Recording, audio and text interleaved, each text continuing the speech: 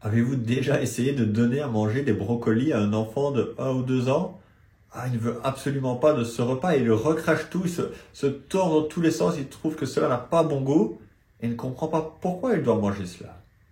Nous nous apprêtons à prendre un repas qui va aussi nous déranger fortement, mais nous allons voir pourquoi nous sommes conviés à ce repas.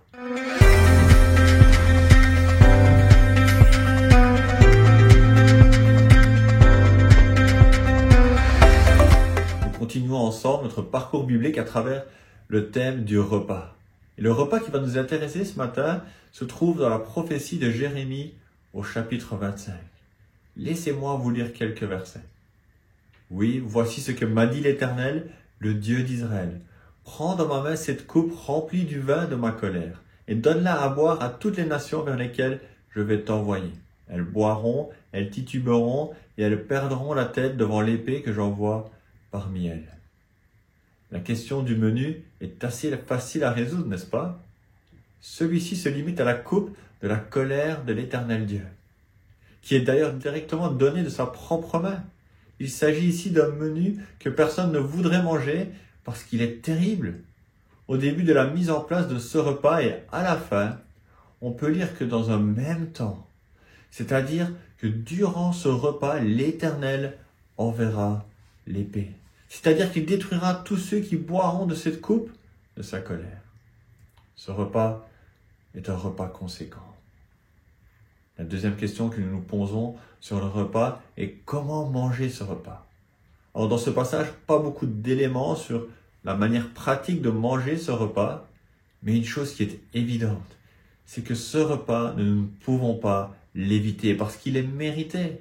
Dieu envoie à Jérémie distribuer cette coupe à plusieurs nations. On voit cela dans les versets 17 à 26. Il commence par Jérusalem et les villes de Juda pour passer par l'Égypte et le Pharaon. Et au final, pour conclure, il dira à tous les royaumes du monde qui vivent à la surface de la terre. Personne n'est exempté de boire cette coupe de la colère.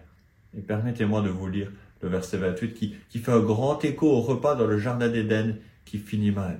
Et s'ils refusent de prendre la coupe de la colère pour la boire, dis-leur, voici ce que dit l'Éternel, le Maître de l'univers.